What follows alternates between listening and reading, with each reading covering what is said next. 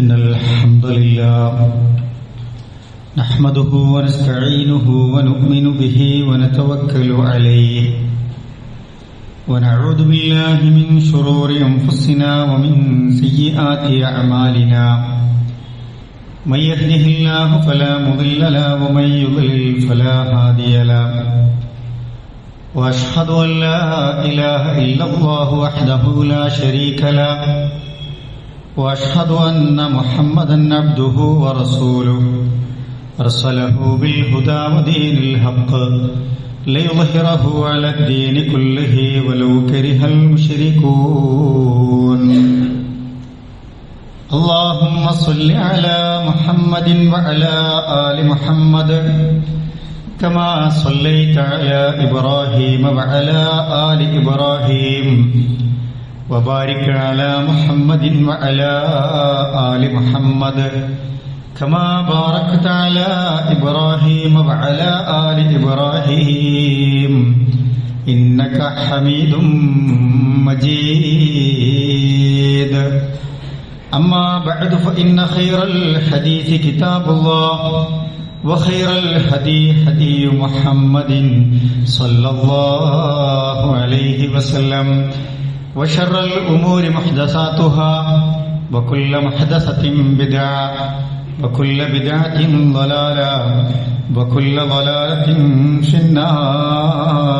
النار أعوذ بالله من الشيطان الرجيم بسم الله الرحمن الرحيم يا أيها الذين آمنوا اتقوا الله حق تقاته ولا تموتن إلا وأنتم مسلمون بسم الله الرحمن الرحيم إن أول بيت وضع للناس للذي ببكة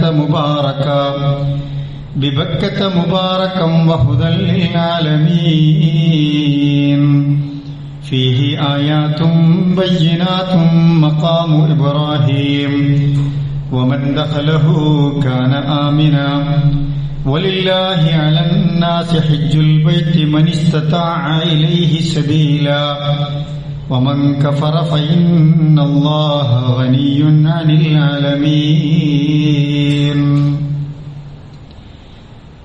ഏറെ ബഹുമാന്യരായ മുഅ്മിനീങ്ങളെ മുഅ്മിനാത്തുകളെ, അല്ലാഹു സുബ്ഹാനഹു വ തആലയുടെ നിയമനിർദ്ദേശങ്ങളും വിധിവിലക്കുകളുമൊക്കെ നമ്മൾ ജീവിക്കുന്ന നമ്മുടെ ജീവിത സാഹചര്യങ്ങളിലൊക്കെ സൂക്ഷ്മത പുലർത്തി തഖ്വയുള്ളവരായി മാറണമേ എന്ന് എന്നോടും നിങ്ങളോടുമായി ഓർമ്മപ്പെടുത്തുകയാണ്, വസിയത്ത് ചെയ്യുകയാണ്.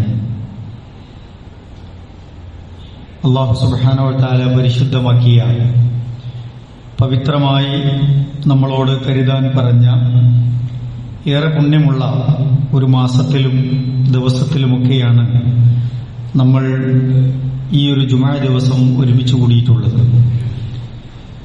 ഇസ്ലാമിലെ പഞ്ചസ്തംഭങ്ങളിലൊന്നായ ഹജ്ജ് കർമ്മത്തിനു വേണ്ടി കഅബാലയത്തിന്റെ പരിസരങ്ങളിലേക്ക് ലക്ഷക്കണക്കിന് ആളുകൾ വിവിധ നാടുകളിൽ നിന്ന് ഒഴുകിക്കൊണ്ടിരിക്കുന്ന സന്ദർഭത്തിലാണ് നമ്മളുള്ളത്. ഏറെ നാൾ അള്ളാഹുവിന്റെ വിളിക്കുത്തരം കിട്ടാനായി വലിയ കൊതിയോടുകൂടി കാത്തിരുന്ന് അള്ളാഹുവിന്റെ അതിഥികളാകാൻ ഭാഗ്യം കിട്ടിയവർ, അള്ളാഹുവിന്റെ അപാരമായ റഹ്മത്തിനും ബർക്കത്തിനും വേണ്ടി കാത്തിരുന്നവർ, അള്ളാഹുവിന്റെ മലായിക്കത്തുകളുടെ മഹനീയമായ സാന്നിധ്യവും പ്രാർത്ഥനകൾക്ക് ആമീൻ പറയുന്ന അവരുടെയൊക്കെ സാന്നിധ്യത്തിൽ തവാഫ് ചെയ്യാനും അതുപോലെ തന്നെ ഹജ്ജുമായി ബന്ധപ്പെട്ട കർമ്മങ്ങളൊക്കെ അനുഷ്ഠിക്കാനും വേണ്ടി ഭാഗ്യം ലഭിച്ചവർ ഇന്ന് മുതൽ ഹജ്ജിന്റെ കർമ്മങ്ങൾക്ക് തുടക്കം കുറിക്കുകയാണ്. ഇരുൾ മൂടിയ തന്റെ ജീവിതത്തിന്റെ ഓരോ ഭാഗങ്ങളിലും മുഖിലും മൂലയിലുമൊക്കെ അള്ളാഹുവിന്റെ അടുക്കൽ നിന്നുള്ള വെളിച്ചം നിറച്ചുവെച്ച് ഒരു മനസ്സിന്റെ നിർവൃതിയോടുകൂടി തിരിച്ചു വരാനാണ് യഥാർത്ഥത്തിൽ അവർ ഈ കർമ്മത്തിനു വേണ്ടി യാത്രയായിട്ടുള്ളത്. അല്ലാഹു സുബ്ഹാനഹു വ തആല അവരുടെയൊക്കെ കർമ്മങ്ങൾ സ്വീകരിക്കുകയും മഖ്ബൂലും മബ്റൂറുമായ ഹജ്ജും ഉംറയും നിർവഹിച്ച് തിരിച്ചു വരാനുമൊക്കെയുള്ള സൗഭാഗ്യം അവർക്കൊക്കെ നൽകി അനുഗ്രഹിക്കുമാറാവട്ടെ. നമ്മളെ സംബന്ധിച്ചിടത്തോളം അത്തരമൊരു മഹാസൗഭാഗ്യം അല്ലാഹു സുബ്ഹാനഹു വ തആല നമ്മൾക്കും നൽകി അനുഗ്രഹിക്കുമാറാവട്ടെ. ഭൂമിശാസ്ത്രപരമായി നമ്മൾ പഠിക്കുമ്പോൾ ഏതാണ്ട് എല്ലാ ഭൂഖണ്ഡങ്ങളുടെയും മധ്യഭാഗത്താണ് കഅബ സ്ഥിതി ചെയ്യുന്നത് എന്ന് നമുക്ക് കാണാൻ കഴിയും. ഭൂമിയുടെ മധ്യഭാഗത്താണ് കഅബ എന്ന് നമുക്ക് മനസ്സിലാക്കാൻ കഴിയും. അള്ളാഹുവിനെ ആരാധിക്കുന്നതിനായി ലോകത്ത് ആദ്യമായി നിർമ്മിച്ച ആരാധനാലയമാണ് ബൈത്തുല്ലാ, അള്ളാഹുവിന്റെ കഅബാലയം എന്ന് പറയുന്നത്. പരിശുദ്ധ ഖുർആൻ നമ്മളോടത് വിവരിച്ചു തരുന്നുണ്ട്. ഇന്ന അവ്വല ബൈത്തിൻ വുളിഅ ലിന്നാസി ലല്ലദീ ബിബക്കത മുബാറകൻ വഹുദൽ ലിൽ ആലമീൻ. മനുഷ്യർക്കു വേണ്ടി സ്ഥാപിക്കപ്പെട്ട ഒന്നാമത്തെ ആരാധനാ മന്ദിരം, ഇബാദത്തിനു വേണ്ടി നിശ്ചയിക്കപ്പെട്ട ഒരു ഭവനം എന്ന് പറയുന്നത് അത് ബക്കയിലുള്ളതാണ്. ബക്ക എന്നുകൊണ്ട് ഉദ്ദേശിക്കുന്നത് മക്കയെക്കുറിച്ചാണ്. മക്കയുടെ മറ്റൊരു പേരാണ് ബക്ക എന്ന് പറയുന്നത്. അതെന്താണ്? മുബാറക്കൻ ബഹുദൽ ലിൽ ആലമീൻ, ലോക ജനതക്ക് അത് മാർഗദർശനവും അതുപോലെ തന്നെ അനുഗ്രഹവുമാണ് എന്ന് ഖുർആൻ നമുക്ക് പറഞ്ഞു തരുന്നുണ്ട്. അപ്പൊ അള്ളാഹുവിന്റെ അനുഗ്രഹം പെയ്തിറങ്ങുന്ന ഒരിടം എന്ന നിലക്കും അതുപോലെ തന്നെ കഅബയും പരിസരവും അതിന്റെ പശ്ചാത്തലവും അത് മുന്നോട്ട് വെക്കുന്ന ദർശനവും അത് ഉയർത്തിവരുന്ന ആദർശവും ഒക്കെ പഠിച്ചാൽ അത് ലോകത്ത് എല്ലാവർക്കും മാർഗദർശനം നൽകാൻ പാകത്തിലുള്ളതാണ് എന്ന് ഖുർആൻ നമ്മളെ പഠിപ്പിക്കുന്നുണ്ട്.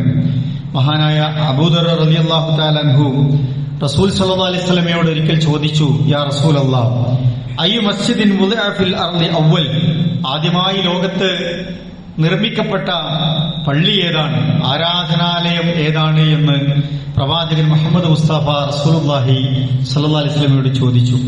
റസൂൽ സ്വല്ലല്ലാഹു അലൈഹി വസല്ലമ പറഞ്ഞു, അൽ മസ്ജിദുൽ ഹറാം എന്നാണ്. കഅബാലയവും ആ പരിസരവും ഒക്കെ ഉൾക്കൊള്ളുന്ന ഹറം പരിസരത്തുള്ള പള്ളിയാണ് എന്ന് പ്രത്യേകമായി റസൂൽ സ്വല്ലല്ലാഹു അലൈഹി വസല്ലമ പറയുന്നുണ്ട്. അപ്പൊ കഅബ എന്ന പേര് തന്നെ ഖുർആനിൽ പ്രത്യേകം എടുത്തു പറഞ്ഞതൊക്കെയായി നമുക്ക് കാണാൻ കഴിയും. ജഅലല്ലാഹുൽ കഅബത്തൽ ബൈത്തുൽ ഹറാം ഖിയാമൻ ലിന്നാസ്, പവിത്രമായ ആ ഭവനം കഅബയെ അല്ലാഹു സുബ്ഹാനഹു വ തആല ജനങ്ങളുടെ നിലനിൽപ്പിന് ആധാരമാക്കിയിരിക്കുന്നു എന്ന് ഖുർആൻ നമ്മൾ ഓർമ്മിപ്പിക്കുന്നുണ്ട്. ഇപ്പൊ കഅബ എന്ന് പറയുന്നത് അത് നമ്മൾ ശ്രദ്ധിക്കാതെ പോകേണ്ട ഒരു കാര്യമല്ല, അല്ലെങ്കിൽ അതിനെ പവിത്രത കുറച്ച് കാണേണ്ട കാര്യമല്ല. വളരെ പവിത്രമായി കാണാൻ ഒരുപാട് പുണ്യങ്ങൾ നമുക്ക് നേടിയെടുക്കാൻ കഴിയുന്ന ഒരു സ്ഥലവുമൊക്കെയാണ് യഥാർത്ഥത്തിൽ കഅബാലയം എന്ന് പറയുന്നത്. അതുകൊണ്ട് അല്ലാഹു തആല കഅബയെ പ്രത്യേകം എടുത്തു പറഞ്ഞതായി പരിശുദ്ധ ഖുർആനിൽ നമുക്ക് കാണാൻ കഴിയും. മാത്രമല്ല, കഅബക്കുള്ള ഒരു പവിത്രത എന്തുകൊണ്ടാണ്, അവിടെ ചെന്നാൽ എന്താണ് നമുക്ക് ലഭിക്കുന്നത്? പരിശുദ്ധ ഖുർആൻ നമുക്ക് പറഞ്ഞു തന്നു, വഇദ് ജഅൽനൽ ബൈത മസാബത്തൽ ലിന്നാസി വ അംന. മറ്റൊരിടത്ത് കാണാം, വമൻ ദഖലഹു ആമിന. ആരെങ്കിലും കഅബയിൽ പ്രവേശിച്ചാൽ അവർക്ക് മനസ്സിന് സ്വസ്ഥത അല്ലാഹു പ്രദാനം ചെയ്യുന്ന, നിർഭയത്വം നൽകുന്ന, വേറെ ഒന്നിനെ കുറിച്ച് അവർ ഭയപ്പെടേണ്ടതില്ല, അവർ നിർഭയനായിരിക്കും അവിടെ ചെന്നാൽ എന്നാണ്. അതുകൊണ്ടാണ് ആ പ്രദേശത്ത് ഒരു അക്രമവും ചെയ്യാൻ പാടില്ല, ഒരു അനീതിയും കാണിക്കാൻ പാടില്ല, അവിടെയുള്ള തണൽ മരങ്ങൾ മുറിക്കാൻ പാടില്ല, ഒന്നിനെയും ഉപദ്രവിക്കാൻ പാടില്ല, ഒരാളോടും ദ്രോഹം ചെയ്യാൻ പാടില്ല. അവിടെ കയറി ചെന്നാൽ ആർക്കും അഭയം നൽകപ്പെടുന്ന ഒരു കേന്ദ്രമാണത് എന്ന് ഖുർആൻ നമ്മൾ ഓർമ്മിപ്പിക്കുന്നത്. അത് നിങ്ങൾക്കൊരു സങ്കേതമാണ്, മസാബത്തുൽ ലിന്നാസ് വ അംന, അതുപോലെ തന്നെ നിങ്ങൾക്ക് നിർഭയത്വം നൽകുന്ന സ്ഥലവുമാണ് എന്ന് ഖുർആൻ നമ്മൾ ഓർമ്മിപ്പിക്കുന്നുണ്ട്. അൽ ബൈത്തുൽ അതീഖ്, വളരെ പുരാതനമായ ഒരു ഭവനം എന്നൊക്കെ പരിശുദ്ധ ഖുർആൻ ഈ കഅബാലയത്തെ പരിചയപ്പെടുത്തി തരുന്നുണ്ട്. ആരാണ് കഅബ പടുത്തുയർത്തിയത്? കഅബ നേരത്തെ അവിടെ ഉണ്ടായിരുന്നു. ഇബ്രാഹിം നബി അലൈഹി സ്വലാത്തു വസ്സലാമാണ് അത് പടുത്തുയർത്തിയത് എന്ന് ഖുർആൻ പഠിപ്പിക്കുന്നുണ്ട്. അതേസമയം അതിന്റെ അടിസ്ഥാനം അവിടെ ഉണ്ടായിരുന്നോ എന്നതിലൊക്കെ പണ്ഡിതന്മാർക്കിടയിൽ അഭിപ്രായ വ്യത്യാസങ്ങളുണ്ട്. മലക്കുകളാൽ അത് ആദ്യം നിർമ്മിക്കപ്പെട്ടു എന്നും ആദം അലൈഹി സ്വലാത്തു വസ്സലാമിനാൽ അത് ആദ്യം നിർവഹിക്കപ്പെട്ടിട്ടുണ്ട് എന്നുമൊക്കെ ചരിത്ര ഗ്രന്ഥങ്ങളിലും പ്രമുഖരായ പണ്ഡിതന്മാരും ഒക്കെ റിപ്പോർട്ട് ചെയ്തിട്ടുണ്ട്. ചില ഹദീസുകളുടെയൊക്കെ പരമ്പരകൾ അതിനെ സാക്ഷ്യപ്പെടുത്തുന്ന കാര്യങ്ങളൊക്കെ ഉണ്ട്. പക്ഷെ ഹദീസുകളൊക്കെ അത്ര ഫലമുള്ള പരമ്പര അല്ലാത്തതുകൊണ്ട് പലരും ആ വിഷയത്തിൽ അഭിപ്രായ വ്യത്യാസങ്ങളും പ്രകടിപ്പിച്ചിട്ടുണ്ട്. നമ്മളെ സംബന്ധിച്ചിടത്തോളം അത് നാശം സംഭവിച്ചതിന് ശേഷം പിന്നീട് ഇബ്രാഹിം നബിയും മകൻ ഇസ്മായിൽ അലൈഹി സ്വലാത്തു വസ്സലാമും ഒക്കെയാണ് അത് പടുത്തുയർത്തപ്പെട്ടത് എന്ന നിലക്കാണ് പ്രബലമായ റിപ്പോർട്ടുകളൊക്കെ നമുക്ക് പഠിപ്പിച്ചു തരുന്നത്. ഖുർആൻ അത് എടുത്തു പറയുന്നുണ്ട്. ഇബ്രാഹിം നബി അലൈഹി സ്വലാത്തു വസ്സലാമിന്റെ ആ പ്രവർത്തനത്തെ കുറിച്ച് എടുത്തു പറയുന്നുണ്ട്.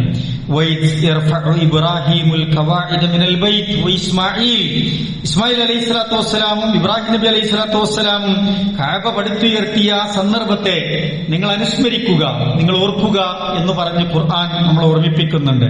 അവർ ആ പ്രവർത്തനം നിർവഹിച്ചതിന് ശേഷമുള്ള പ്രാർത്ഥനയും കൊടുത്തു. റബ്ബനാ തഖബ്ബൽ മിന്നാ ഇന്നക അൻതസ് സമീഉൽ അലീം. പടച്ചോനെ, ഈ കർമ്മങ്ങൾ ഞങ്ങളിൽ നിന്ന് സ്വീകരിക്കണേ, നീ എല്ലാം കേൾക്കുന്നവനും അറിയുന്നവനുമാണല്ലോ എന്ന് ആ കർമ്മം നിർവഹിച്ചതിന് ശേഷം അവർ പ്രാർത്ഥിച്ച പ്രാർത്ഥനയും പരിശുദ്ധ ഖുർആനിൽ നമുക്ക് കാണാൻ കഴിയുമെന്നതാണ്. ഇപ്പൊ രണ്ടായാലും നേരത്തെ നിർമ്മിക്കപ്പെട്ട അല്ലെങ്കിൽ അടിസ്ഥാനമുണ്ടായി അത് പിന്നീട് നശിച്ചുപോയി. പിന്നീട് ഇബ്രാഹിം നബി അലൈഹി സ്വലാത്തു വസ്സലാം അതിന്റെ പടവുകൾ പടുത്തുയർത്തി ഇന്ന് കാണുന്ന രൂപത്തിൽ അതിനെ രൂപപ്പെടുത്തിയെടുത്തു. എന്നായാലും അല്ല, ഇബ്രാഹിം നബി അലൈഹി സ്വലാത്തു വസ്സലാമാണ് അത് നിർമ്മിക്കപ്പെട്ടത് എന്ന് വിശ്വസിച്ചാലും ശരി, നമ്മളെ സംബന്ധിച്ചിടത്തോളം ഏറെ പുണ്യകരമായ ഒരിടമായി കാണേണ്ട സ്ഥലമാണ് കഅബാലയം എന്ന് നമ്മൾ മനസ്സിലാക്കേണ്ടതുണ്ട്. മഖാമു ഇബ്രാഹിം എന്നത് ഇതുമായി ബന്ധപ്പെട്ട് പരിശുദ്ധ ഖുർആൻ എടുത്തു പറഞ്ഞ ഒരു പ്രത്യേകമായ സ്ഥലമാണ്. കഅബ നിർമ്മിക്കുന്ന സമയത്ത് ഇബ്രാഹിം നബി അലൈഹി സ്വലാത്തു വസ്സലാം ഒരു കല്ലിന്റെ മുകളിൽ കയറി നിന്നു. ആ കല്ലിനെ കുറിച്ചാണ് യഥാർത്ഥത്തിൽ മഖാമു ഇബ്രാഹിം എന്ന് നമുക്ക് പഠിപ്പിച്ചു തരുന്നത്. ഇസ്മായിൽ അലൈഹി സ്വലാത്തു വസ്സലാം ചെറിയ കല്ലുകൾ എടുത്ത് ഇബ്രാഹിം നബി അലൈഹി സ്വലാത്തു വസ്സലാമിന്റെ കയ്യിൽ കൊടുക്കും. ഉയരങ്ങനെ കൂടി വരുമ്പോ കയറി നിന്ന് ഇതിന്റെ പടവുകൾ പൂർത്തിയാക്കാൻ വേണ്ടി കയറി നിന്ന ആ കല്ല്, അതാണ് മഖാമു ഇബ്രാഹിം എന്നതുകൊണ്ട് ഉദ്ദേശിക്കുന്നത്. ആ കല്ല് നിന്ന സ്ഥലം എന്ന് പറഞ്ഞാൽ കഅബയുടെ വാതിലിനോട് ചേർന്നായിരുന്നു ആ കല്ല് ഉണ്ടായിരുന്നത്, ആ കല്ല് സ്ഥാപിച്ചിരുന്നത്. പിന്നീട് ഉമർ റളിയല്ലാഹു തആല അൻഹുവിന്റെ കാലത്താണ് അത് ഇപ്പോൾ കാണുന്ന സ്ഥലത്തേക്ക് നീക്കിയത്. തവാഫ് ചെയ്യുന്ന ആളുകൾക്ക് പ്രയാസം നേരിട്ട ഒരു സന്ദർഭത്തിലാണ് അത് കുറച്ചുകൂടി പുറകിലേക്കായിട്ട് നീക്കിയിട്ടുള്ളത്. നമുക്കറിയാം, ഫൈസൽ രാജാവിന്റെ കാലഘട്ടത്തിലാണ് അതിനെ ഒരു പളുങ്ക് കൂടാരത്തിന്റെ ഉള്ളിലാക്കി അങ്ങനെ ഒരു സംരക്ഷിത കവചം കൊടുത്തൊക്കെ മാറ്റിയത് എന്ന് ചരിത്രം പഠിച്ചാൽ നമുക്ക് മനസ്സിലാകുന്നതാണ്. നമ്മളെ സംബന്ധിച്ചിടത്തോളം നമുക്ക് എന്താണ് അവിടെ ചെയ്യാനുള്ളത്? അതിനെ പവിത്രമായി കാണണമെന്ന് ഖുർആൻ പഠിപ്പിച്ചിട്ടുണ്ട്. വത്തഖിദു മിൻ മഖാമി ഇബ്രാഹീമ മുസല്ല. ഖുർആൻ പറഞ്ഞു, ഇബ്രാഹിം അലൈഹി സ്വലാത്തു വസ്സലാം നിന്ന് പ്രാർത്ഥിച്ച ആ സ്ഥാനത്തെ നിങ്ങൾ എന്ത് ചെയ്യുക? ഒരു നമസ്കാരത്തിന്റെ പ്രാർത്ഥനയുടെ സ്ഥലമായി സ്വീകരിക്കുക എന്ന് പഠിപ്പിക്കുന്നുണ്ട്. അപ്പൊ നമ്മളെ സംബന്ധിച്ചിടത്തോളം ഹജ്ജിന് പോയാലും ഉംറക്ക് പോയാലും ഒക്കെ 2 റക്അത്ത് കഅബക്ക് അഭിമുഖമായി നിന്ന് ഈ മഖാം ഇബ്രാഹിമിന്റെ പുറകിൽ നിന്ന് 2 റക്അത്ത് നമസ്കരിക്കുക എന്നത് ഏറെ പുണ്യമാക്കപ്പെട്ട കാര്യമാണ്, സുന്നത്താണ് എന്നും നമ്മൾ മനസ്സിലാക്കുക. മറ്റൊന്ന്, ഇബ്രാഹിം നബി അലൈഹി സ്വലാത്തു വസ്സലാമിനോടും ഇസ്മായിൽ അലൈഹി സ്വലാത്തു വസ്സലാമിനോടും അല്ലാഹു തആല കൽപ്പിച്ചത് പിന്നെ എന്താണ്? വഅഹിദ്നാ ഇലാ ഇബ്രാഹീമ വഇസ്മായിൽ അൻ തഹിറാ ബൈതി ലിത്വാഇഫീന വൽ ആകിഫീൻ വറുക്കഇ സുജൂദ്. അവരോട് പറഞ്ഞു, ആ കഅബാലയത്തിന്റെ പരിസരങ്ങളൊക്കെ എപ്പോഴും എന്താവണം? തഹിറ, അത് പരമാവധി ശുദ്ധീകരിച്ചായിരിക്കണം. അവിടെ വിശ്വാസപരമായോ അതല്ലാത്ത തലത്തിലോ ഉള്ള ഒരു മാലിന്യവും ഉണ്ടാകാൻ പാടില്ല. അവിടെ എല്ലാ നിലക്കും പരിശുദ്ധമാക്കപ്പെടേണ്ട സ്ഥലമാണ് എന്ന്, പരിശുദ്ധമായി കൊണ്ടുനടക്കേണ്ട സ്ഥലമാണ്. പ്രത്യേകിച്ച് ത്വാഫിന് വരുന്നവർക്ക് വേണ്ടി, അതുപോലെ തന്നെ അവിടെ ഇത്തിക്കാഫിരിക്കുന്നവർക്ക് വേണ്ടി, അവിടെ റുക്കൂഉം സുജൂദും ഒക്കെ ചെയ്യുന്നവർക്ക് വേണ്ടി ആ പരിസരത്തെ നിങ്ങൾ പരിശുദ്ധമായി കൊണ്ടുനടക്കുകയും ചെയ്യണമെന്ന് പരിശുദ്ധ ഖുർആൻ നമ്മളോട് പഠിപ്പിക്കുന്നുണ്ട്. അപ്പൊ ത്വാഫ് നമുക്കറിയാം, കഅബയുടെ വാതിലിന്റെ മുമ്പിൽ നമ്മൾ നിൽക്കുമ്പോൾ ഇടതുമൂലയിൽ സ്ഥിതി ചെയ്യുന്ന ഹജറുൽ അസ്വദ് നമുക്ക് കാണാൻ കഴിയും. അവിടെ നിന്ന് കഅബ നമ്മൾ നിൽക്കുമ്പോൾ ഇടതു ഭാഗത്താക്കിയിട്ട് 7 വട്ടം നമ്മൾ അതിനെ പ്രദക്ഷിണം ചെയ്യുന്നതിനാണ് തവാഫ് എന്ന് പറയാം. ആ തവാഫ് അത് ചെയ്യുന്നവർക്ക് വേണ്ടിയിട്ടും നമസ്കരിക്കാൻ വരുന്നവർക്കും ഇത്തിക്കാഫിരിക്കാൻ വരുന്നവർക്കും അതുപോലെയുള്ളവർക്കൊക്കെ അവിടെ ഇബാദത്ത് എടുക്കാൻ ഏറ്റവും വിശുദ്ധമായ ഒരു സ്ഥലമാക്കി അതിനെ പരിചരിക്കണം എന്ന് പ്രത്യേകിച്ചും നമ്മളെ ഓർമ്മിപ്പിക്കുകയാണ്. അതൊക്കെ ഇന്ന് അവിടെ അത് അങ്ങനെ തന്നെ പരിപാലിക്കപ്പെട്ടു വരുന്ന സാഹചര്യം നമുക്കറിയാം. മറ്റൊന്ന്, കഅബയുടെ ചരിത്രം നമ്മൾ പറയുമ്പോൾ നമ്മൾക്ക് ഓർമ്മിക്കേണ്ട ഒരു ചരിത്രം, പരിശുദ്ധ ഖുർആൻ നമ്മളെ ആനക്കലഹവുമായി ബന്ധപ്പെട്ട് ആനക്കാരെ കൊണ്ട് സംഭവിച്ച ഒരു സംഭവത്തെക്കുറിച്ചാണ്. അബ്രഹത്തിന്റെ ചരിത്രമാണ്. നമുക്കറിയാം എത്യോപ്യയിലെ രാജാവായിരുന്ന നജാഷി എന്ന രാജാവിന്റെ കീഴിലുണ്ടായിരുന്ന യമൻ പ്രദേശത്തെ ഒരു ഗവർണർ അല്ലെങ്കിൽ അവിടുത്തെ ഭരണം കൈയാളിയിരുന്ന ആളായിരുന്നു അബ്രഹത്ത്. അദ്ദേഹം നജാഷി രാജാവൊക്കെ തുടക്കത്തിൽ ക്രിസ്തീയമായ ആരാധനകളിൽ ഏർപ്പെട്ട ആളുകളായിരുന്നു. നജാഷി പിന്നീട് ഇസ്ലാം മതം സ്വീകരിച്ചു എന്ന് റസൂൽ സല്ലല്ലാഹു അലൈഹി വസല്ലമയുടെ ചരിത്രത്തിൽ നമുക്ക് മനസ്സിലാക്കാൻ കഴിയും. ഒറ്റപ്പെട്ട മറഞ്ഞ മയ്യത്തിനൊക്കെ വേണ്ടി റസൂൽ സല്ലല്ലാഹു അലൈഹി വസല്ലമ നമസ്കരിച്ച ഏക നമസ്കാരം എന്ന് പറയുന്നത് നജാഷി രാജാവിന് വേണ്ടിയുള്ള നമസ്കാരമാണ്. നമുക്കറിയാം അദ്ദേഹത്തിന്റെ ഭരണകാലത്തുണ്ടായിരുന്ന രാജാവായിരുന്ന യഥാർത്ഥത്തിൽ യമൻ പ്രദേശത്തെ ഭരണാധികാരിയായിരുന്നു അബ്രഹത്ത്. അദ്ദേഹം യമനിൽ ഒരു ക്രിസ്തീയ ദേവാലയം പണിയാനും അവിടേക്ക് ആളുകൾ ആകർഷിപ്പിക്കുന്ന തരത്തിലേക്ക് മറ്റുള്ള എല്ലാ ആരാധനാലയങ്ങളും തകർക്കാനും എല്ലാവരുടെയും സ്ഥിരാകേന്ദ്രം ഈ ക്രിസ്തീയ ദേവാലയമാകണം എന്ന നിലക്കൊക്കെയാണ് അദ്ദേഹം ഈ കഅബാലയം തകർക്കാൻ വേണ്ടി വരുന്നത്. അപ്പൊ അയാൾ അന്വേഷിച്ചപ്പോ കഅബയിലേക്ക് ആളുകൾ ഇങ്ങനെ വർഷം ഇങ്ങനെ ഹജ്ജിനും കർമ്മങ്ങൾക്കൊക്കെ പോവാണ്. ഒരു വലിയൊരു തീർത്ഥാടന കേന്ദ്രമായിട്ട് മാറിയ കഅബയെ കുറിച്ചാണ് അയാൾ കേൾക്കുന്നത്. അയാൾ കഅബ പൊളിക്കുക, എന്നിട്ട് യമനിലെ ക്രിസ്തീയ ദേവാലയത്തിലേക്ക് ആളുകളെ ശ്രദ്ധ കൊണ്ടുവരിക എന്ന നിലക്കാണ് അദ്ദേഹം അത് നിർവഹിക്കാൻ ശ്രമിച്ചത്. പക്ഷേ നമുക്കറിയാം ആനപ്പടയുമായി അദ്ദേഹം കടന്നു വരികയും കഅബയുടെ കിലോമീറ്ററുകൾക്ക് അപ്പുറത്ത് വെച്ച് കഅബയ്ക്ക് അഭിമുഖമായി നിൽക്കുന്ന സമയത്ത് മുന്നോട്ട് പോകുന്ന സമയത്ത് ആനകൾക്ക് മുന്നോട്ട് പോകാൻ കഴിയാതിരിക്കുകയും ആന മുട്ടുകുത്തി അവിടെ നിന്ന് അങ്ങോട്ട് അനങ്ങാൻ പറ്റാത്ത സാഹചര്യമൊക്കെ ഉണ്ടാവുകയും ചെയ്തത്. നബി സല്ലല്ലാഹു അലൈഹി വസല്ലമയുടെ പിതാമഹൻ അബ്ദുൽ മുത്തലിബിനായിരുന്നു അന്ന് കഅബയുടെയും ഈ പരിസരത്തിന്റെയൊക്കെ മേൽനോട്ടം. അദ്ദേഹത്തോട് പറയുന്നുണ്ട്, ഞാനിതിനെ പൊളിക്കാൻ പോവാണ്. അവസാനം അന്ന് ഇത്ര സൈനിക സംവിധാനങ്ങൾ, ഇത്ര സായുധ സംവിധാനങ്ങളൊന്നുമില്ല. റബ്ബുൽ കഅബ, അത് റബ്ബ് നോക്കിക്കോളും എന്ന് പറയുന്നുണ്ട്. ഒരുപാട് പശ്ചാത്തലങ്ങൾ അതിലുണ്ട്, ഞാൻ ദീർഘിപ്പിക്കുന്നില്ല, നിങ്ങൾക്കൊക്കെ അറിയുന്ന കാര്യങ്ങളാണ്. കഅബയുമായി ബന്ധപ്പെട്ട് പരിശുദ്ധ ഖുർആൻ എടുത്തു പറഞ്ഞ ഒരു സംഭവമായതുകൊണ്ട് ഞാൻ ഓർമ്മിപ്പിച്ചു എന്ന് മാത്രം. ഖുർആൻ അതിനെപ്പറ്റി പറഞ്ഞു, അലം തറ കൈഫ ഫഅല റബ്ബുക ബി അസ്ഹാബിൽ ഫീൽ, ആനക്കാരുടെ സംഘത്തെ കൊണ്ട് നിന്റെ റബ്ബ് എന്താണ് ചെയ്തത് എന്ന് നിനക്കറിയില്ലേ? അപ്പോൾ റസൂൽ സല്ലല്ലാഹു അലൈഹി വസല്ലമയുടെ കാലത്ത് പരിശുദ്ധ ഖുർആൻ അവതരിക്കുമ്പോ അതിന്റെ മുമ്പേ കഅബക്ക് സംഭവിച്ച ഈ ചരിത്രത്തെ പറ്റി അവർക്കിടയിൽ പരാമർശങ്ങളുണ്ട്. പലരും പല സംസാരത്തിൽ അത് പറയാറുണ്ട്. നമ്മളിപ്പോഴും ചെന്നാലും ആ സ്ഥലം പ്രത്യേകം അവിടെ അടയാളപ്പെടുത്തിയ സ്ഥലമായൊക്കെ നമുക്ക് കാണാൻ കഴിയും. അലം യജ്അൽ കൈദഹും ഫീ തദ്ലീൽ, അവരുടെ കുതന്ത്രങ്ങളെ അല്ലാഹു തആല പിഴവിലാക്കിയില്ലേ? വഅർസല അലൈഹിം ത്വയ്റൻ അബാബീൽ, അബാബീൽ എന്ന് പറയപ്പെടുന്ന ഒരുതരം പക്ഷിക്കൂട്ടങ്ങളെ അല്ലാഹു തആല അവരിലേക്ക് അയച്ച സന്ദർഭങ്ങൾ. എന്നിട്ടോ തർമീഹിം ബിഹിജാറത്തിൻ മിൻ സിജ്ജീൽ, ചുട്ടുപഴുപ്പിച്ച ഒരു തരത്തിലുള്ള കളിമൺ കട്ടകൾ അവർക്ക് മേൽ വർഷിപ്പിച്ചു അല്ലാഹു തആല. അതോടുകൂടി അവരെന്തായി? ഫജഅലഹും കഅസ്ഫിൻ മഅകൂൽ, തിന്നൊടുക്കപ്പെട്ട വൈക്കോൽ പൂന പോലെ, വൈക്കോൽ തുരുമ്പ് പോലെ അവരായിത്തീർന്നു എന്ന് പറഞ്ഞാൽ ആകെ ഛിന്ന ഭിന്നമായി പോയി അവരുടെ സംഘം മൊത്തത്തിൽ എന്ന് ഖുർആൻ ഓർമ്മിപ്പിക്കുന്നുണ്ട്. വലിയൊരു ദൃഷ്ടാന്തമായി അല്ലാഹു തആല ഇതിനെ നമുക്ക് എടുത്തു പറഞ്ഞു തരുന്നുണ്ട്. ഞാൻ സൂചിപ്പിച്ചത് കഅബയെ കുറിച്ച് ഓർമ്മിപ്പിക്കാനാണ്. കഅബ എന്ന് പറഞ്ഞാൽ അത് ഏതെങ്കിലും രീതിയിൽ നമ്മൾ അവഗണിക്കപ്പെടേണ്ട ഒരു സ്ഥലമല്ല, ഒരു കേന്ദ്രമല്ല എന്ന് ഓർമ്മിപ്പിക്കാനാണ്. നബി സല്ലല്ലാഹു അലൈഹി വസല്ലമയുടെ നുബുവത്തിന്റെ 5 വർഷം മുമ്പ് കഅബ പുതുക്കി പണിയുന്നുണ്ട്. അവിടെ ഒരു പ്രളയം വന്നു, അങ്ങനെ അതിന് നാശനഷ്ടങ്ങൾ ഉണ്ടായി. ഖുറൈശികളൊക്കെ കൂടിയിരുന്ന് കഅബ പുതുക്കി പണിയാൻ വേണ്ടി തീരുമാനിക്കുകയാണ്. അതിനുവേണ്ടി ഏറ്റവും ഹലാലായ തയ്യിബായ, നമുക്കറിയാം അറബികൾ അന്ന് പല ഏർപ്പാടുകൾ ഉണ്ടായിരുന്ന ആൾക്കാരാണ്. കള്ളു കച്ചവടം ഉണ്ടായിരുന്നു, വ്യഭിചാരശാലകൾ ഉണ്ടായിരുന്നു, പലതരത്തിലുള്ള കൃത്രിമങ്ങൾ കാണിച്ചിരുന്നു. അങ്ങനെ കച്ചവടത്തിലൊക്കെ പല രൂപത്തിലുള്ള സമ്പാദ്യങ്ങളൊക്കെ ഉണ്ടാക്കിയിരുന്നു. അത്തരത്തിലുള്ള ഒരു അവിഹിതമായ സമ്പാദ്യവും കഅബയുടെ നിർമ്മാണത്തിൽ എടുക്കേണ്ടതില്ല എന്ന് അവർ തീരുമാനിക്കുകയും അത്ര പരിശുദ്ധമാക്കപ്പെട്ട പണം മാത്രം സ്വരൂപിച്ചാണ് അവർ ആ കഅബയെ പുനർനിർമ്മിക്കാൻ ശ്രമിച്ചത്. പക്ഷെ അവർക്ക് ഇബ്രാഹിം നബി അലൈഹി സ്വലാത്തു വസ്സലാം നിർമ്മിച്ചു വെച്ച അത്രയും ഭാഗങ്ങൾ പൂർത്തിയാക്കാൻ പറ്റാതെ പോയി, നല്ല പണം കിട്ടാത്തതുകൊണ്ട്. ഇന്നത്തെ പെട്രോളും സംഗതിയൊന്നും അന്ന് കണ്ടെത്തിയിട്ടില്ലല്ലോ. അങ്ങനെ അവരെന്ത് ചെയ്തു? കിട്ടിയ പണത്തിനനുസരിച്ചാണ് ആ കഅബയുടെ നിർമ്മാണം പൂർത്തീകരിച്ചത്. അവിടെ പിന്നീട് കെട്ടിയുണ്ടാക്കിയ ഹിജ്ർ ഇസ്മായിലിന്റെ ഭാഗം യഥാർത്ഥത്തിൽ കഅബയുടെ ഉള്ളിന്റെ ഭാഗം തന്നെയാണ്. അതുകൊണ്ടാണ് തവാഫ് അതിനെ പുറത്തു കൂടാക്കിയത്. കഅബയുടെ ഉള്ളിലൂടെയുള്ള തവാഫാവുകയില്ല, അതുകൊണ്ട് കഅബക്ക് പുറത്താകണം. ആ ഭാഗവും യഥാർത്ഥത്തിൽ കഅബയുടെ ഭാഗമാണ്. പക്ഷേ പണമില്ലാത്തത് കാരണം അങ്ങനെ നിൽക്കാനുണ്ടായത്. പിന്നീട് ഹിജ്റ 64 അബ്ദുല്ലാഹി ഇബ്നു സുബൈർ റളിയല്ലാഹു തആല അൻഹു യസീദ് ഇബ്നു മുആവിയയുടെ ഒരു കാലത്ത് അവിടെ മക്കയുടെ പരിസരത്തിന്റെ ഗവർണറായിരുന്ന അബ്ദുല്ലാഹി ഇബ്നു സുബൈർ റളിയല്ലാഹു തആല അൻഹു ആണ് പിന്നീട് അത് പുതുക്കി പണിയുന്നത്. അപ്പൊ അത് അദ്ദേഹം കുറെ കൂടി വിശാലമായിട്ടൊക്കെ സൗകര്യപ്പെടുത്തിയായിരുന്നു പണിതിരുന്നത്. പക്ഷെ ഹജ്ജാജ് ഇബ്നു യൂസുഫിന്റെ കാലം വന്നപ്പോ അദ്ദേഹം അത് റസൂൽ സല്ലല്ലാഹു അലൈഹി വസല്ലമയുടെ കാലത്തുള്ളതുപോലെ തന്നെ, ഇന്ന് നമ്മൾ കാണുന്നത് പോലെ തന്നെ അതിന്റെ അതിർത്തിയൊക്കെ നിശ്ചയിച്ച് വീണ്ടും അതങ്ങനെ തന്നെ ആ പഴയ രൂപത്തിൽ തന്നെ നിലനിർത്തുകയാണ് ചെയ്തത് എന്ന് ചരിത്രത്തിൽ നമുക്ക് കാണാൻ കഴിയും.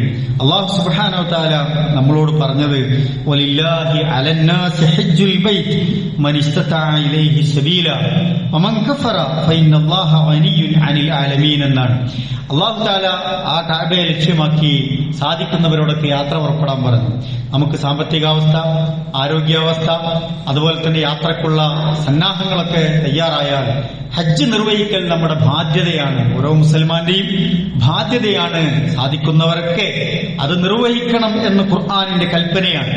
വമൻ കഫറ, ആരെങ്കിലും അതിനെ നിഷേധിച്ചാൽ ഫഇന്നല്ലാഹ ഗനിയ്യുൻ അനിൽ ആലമീൻ, അല്ലാഹു അതുകൊണ്ട് ഒരു നഷ്ടം വരാനില്ല. അല്ലാഹു ധന്യനാണ്, അല്ലാഹു പരാശ്രയനാണ് എന്ന് ആരെയും ആശ്രയിക്കാത്ത ഒരവസ്ഥയാണ് അല്ലാഹുള്ളത്. നമ്മളെ സംബന്ധിച്ചിടത്തോളം നമ്മൾ അങ്ങനെയല്ലല്ലോ.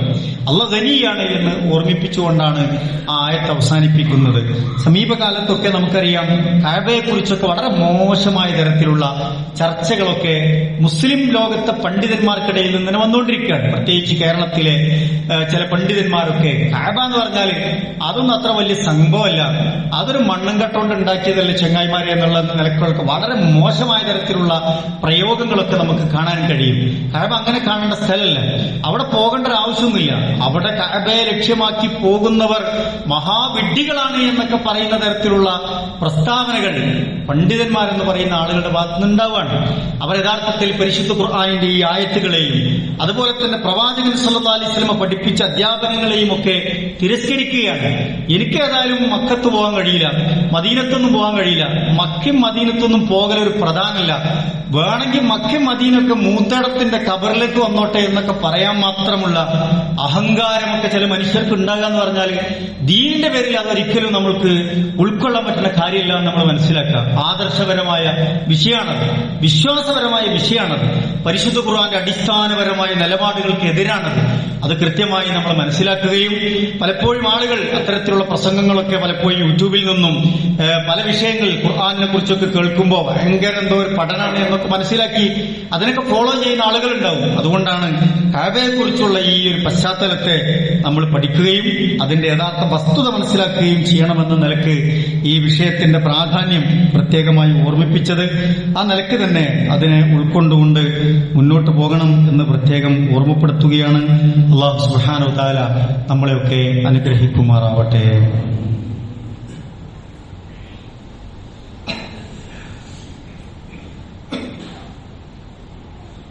അൽഹംദുലില്ലാഹ് വസ്സലാത്തു വസ്സലാമു അലാ റസൂലില്ലാഹ് വഅലാ ആലിഹി വസഹ്ബിഹി അജ്മഈൻ. അമ്മാ ബഅദ്. അല്ലാഹുവിനെ സൂക്ഷിച്ച് ജീവിക്കണമേ എന്ന് ഒരിക്കൽ കൂടി ഓർമ്മപ്പെടുത്തുകയാണ്, വസിയത്ത് ചെയ്യുകയാണ്. ഹജ്ജിനെ സംബന്ധിച്ചിടത്തോളം 3 പ്രധാനപ്പെട്ട സന്ദേശങ്ങളാണ് ഹജ്ജ് കർമ്മങ്ങൾ നമുക്ക് നൽകുന്നത്. ഒന്ന്, ലാ ഇലാഹ ഇല്ലല്ലാഹ് എന്ന തൗഹീദിന്റെ സന്ദേശമാണ്. അള്ളാഹുവിന് മാത്രം എല്ലാ നിലക്കുമുള്ള ഇബാദത്തുകൾ സമർപ്പിക്കണം എന്ന് പഠിപ്പിച്ച പ്രവാചകന്മാരുടെ പരമ്പരയുടെ പ്രഥമമായൊരു സന്ദേശം എന്ന നിലക്ക് തന്നെയാണ് ഈ തൗഹീദിന്റെ വിളംബരം എന്ന് പറയുന്നത്. ഒന്നതാണ്. രണ്ടാമത്തേത് എന്താണ്? അള്ളാഹുവിനെയും അവിടുത്തെ റസൂലിന്റെയും കൽപ്പനകളെ നമ്മൾ അനുസരിക്കുക എന്നുള്ളതാണ്. അവിടെ ചെല്ലുമ്പോൾ നമുക്ക് മനസ്സിലാകാത്ത കുറെ കർമ്മങ്ങളുണ്ടാവും. അതിന്റെ പൊരുളെന്താണെന്ന് ചിലപ്പോൾ നമുക്ക് ബോധ്യപ്പെടില്ല. ജംറയിൽ എന്തിനാണ് കല്ലെറിയണമെന്ന് ചോദിച്ചാൽ അതിന്റെയൊക്കെ പൊരുളെന്താണെന്ന് അന്വേഷിക്കാൻ നിന്നാൽ നമുക്ക് മനസ്സിലായിക്കൊള്ളുന്നില്ല. സഈ പലപ്പോഴും ഒരു ഓർമ്മ പുതുക്കലിന്റെ ഭാഗമായൊക്കെ ഓടുകയാണ്, പലപ്പോഴും നമുക്ക് മനസ്സിലായിക്കൊള്ളണമെന്നില്ല. അങ്ങനെ ചരിത്രപരമായ ഒരുപാട് ഇടങ്ങളിൽ നമ്മൾ ഹജ്ജിന്റെ കർമ്മങ്ങൾ നിർവഹിക്കുന്നുണ്ട്. പലപ്പോഴും അത് എന്തിനാണെന്ന് ചിലപ്പോൾ നമ്മുടെ പരിമിതമായ ബുദ്ധിക്കോ അറിവിനോ മനസ്സിലായിക്കൊള്ളണമെന്നില്ല. അവിടെ എന്താ ചെയ്യാനുള്ളൂ? അല്ലാഹു തആല പറഞ്ഞു, റസൂൽ സല്ലല്ലാഹു അലൈഹി വസല്ലം പറഞ്ഞു, അത് നിർവഹിക്കുക എന്നുള്ളതാണ്. ആ ഇതാഅത്ത് അത്തീഉല്ലാഹ് വറസൂൽ എന്ന് പറഞ്ഞാൽ എന്താണ്? ആ ഇതാഅത്ത് അതുപോലെ അത് ചെയ്യുക, അനുസരിക്കുക എന്നുള്ളതാണ്. രണ്ടാമത്തെ സന്ദേശം അതാണ്, അത് നമ്മൾ അതുപോലെ ചെയ്യുക എന്നുള്ളതാണ്. ഇതെനിക്ക് പറഞ്ഞാൽ മനസ്സിലായില്ല എന്ന് പറഞ്ഞാൽ ഏതെങ്കിലും ഒരു കർമ്മം റസൂലുള്ളാഹി സ്വല്ലല്ലാഹു അലൈഹി വസല്ലം പഠിപ്പിച്ചതോ അതുപോലെ തന്നെ അള്ളാഹ് കൽപ്പിച്ചതോ ആയത് വിട്ടുപോയാൽ നമ്മുടെ ഹജ്ജ് ബാത്തിലായി പോകുന്നുള്ളതാണ്. മൂന്നാമത്തത് ത്യാഗത്തിന്റെ ഒരു സന്ദേശമാണ് ഹജ്ജിന് നമുക്ക് പറഞ്ഞു തരാനുള്ളത്. നമുക്ക് ഇന്ന് ലബ്ബൈക്ക് അല്ലാഹുമ്മ ലബ്ബൈക്ക് ചൊല്ലി യൗമു തർവിയ, ഇന്ന് ദുൽഹിജ്ജ 8 അവരെ സംബന്ധിച്ചിടത്തോളം ഈ ദിവസത്തിൽ അവർ മിനയിലേക്ക് പോവുകയാണ്. മിനയുടെ കുന്നിൻ ചെരുവുകളിലേക്ക് അവർ നടന്ന് നീങ്ങുകയാണ്. അങ്ങനെ കാൽനടയായി പോകുന്നവരാണ് കൂടുതലുണ്ടാകുക.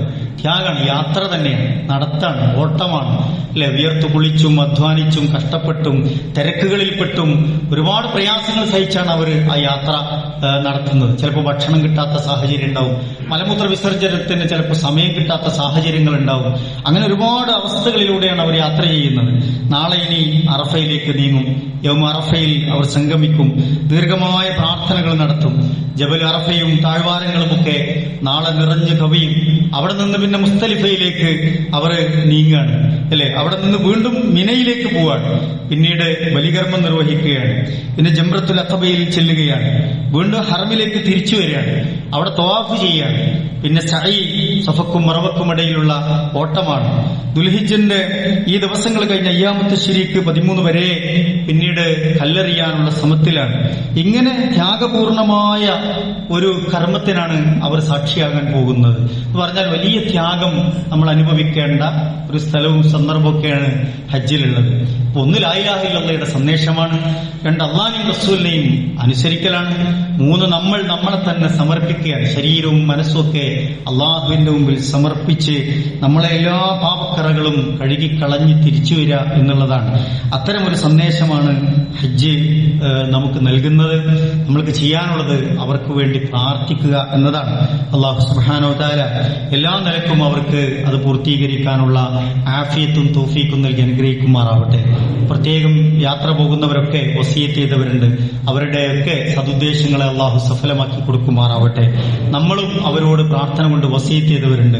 നമ്മുടെ വിഷയങ്ങൾ, കുടുംബത്തിന്റെ വിഷയങ്ങൾ, ജോലിയുടെ വിഷയങ്ങൾ, അതുപോലെ തന്നെ അസുഖങ്ങളുടെ വിഷയങ്ങൾ, നമ്മുടെ ദുനിയാവും ആഖിറവും, അതുപോലെ നമ്മുടെ രാജ്യത്തിന്റെ അവസ്ഥകൾ, ഫലസ്തീനിലെ പ്രശ്നങ്ങൾ, അത്തരത്തിലുള്ള ഒരുപാട് കാര്യങ്ങൾക്ക് വേണ്ടി ദുആ ചെയ്യണം എന്ന് പ്രത്യേകം നമ്മളും വസിയത്ത് ചെയ്തിട്ടുണ്ട്. സന്ദർഭങ്ങളിലൊക്കെ അവർക്ക് അത് ഓർത്ത് പ്രാർത്ഥിക്കാൻ അല്ലാഹു സുബ്ഹാനഹു വ തആല തൗഫീഖ് നൽകി അനുഗ്രഹിക്കുമാറാവട്ടെ. അറഫ നമുക്കറിയാം, ദീന് പൂർത്തിയാക്കി അൽയൗമ അക്മൽതു ലക്കും ദീനക്കും വഅത്മംതു അലൈക്കും നിഅമതി വറദീതു ലക്കും ഇസ്ലാമ ദീന എന്ന് പറയുന്ന ആ ആയത്ത് ഈ ദീൻ നിങ്ങൾക്ക് പൂർത്തിയാക്കി തന്നു എന്നത് റസൂൽ സല്ലല്ലാഹു അലൈഹി വസല്ലമക്ക് വഹി ലഭിച്ചത് ഈ അറഫയുടെ ദിവസത്തിൽ വെച്ചാണ്. ഒരു വെള്ളിയാഴ്ച അറഫയിൽ വെച്ചാണ് അതുണ്ടായത്. ആ സംഭവം അന്നത്തെ സ്വഹാബത്ത് സാക്ഷിയായ ധാരാളം ആളുകൾക്ക് നരകമോചനം സാധ്യമാകുന്ന ദിവസമാണ് യൗമ അറഫ എന്നൊക്കെ പറയുന്നത്.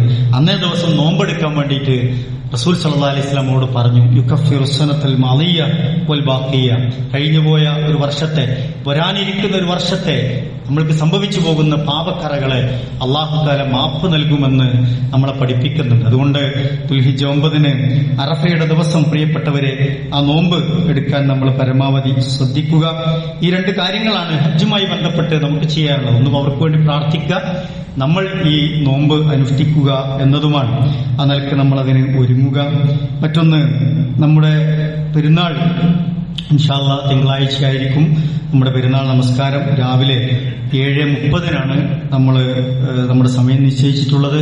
നമ്മുടെ പള്ളിയിൽ വെച്ച് തന്നെയായിരിക്കും. കാലാവസ്ഥ നമുക്ക് അനുകൂലമല്ലാത്തതുകൊണ്ട് കുളിച്ച് വൃത്തിയായി സുഗന്ധം പൂശി പുതുവസ്ത്രങ്ങൾ അണിഞ്ഞ് നമ്മൾ പള്ളിയിലേക്ക് വരിക.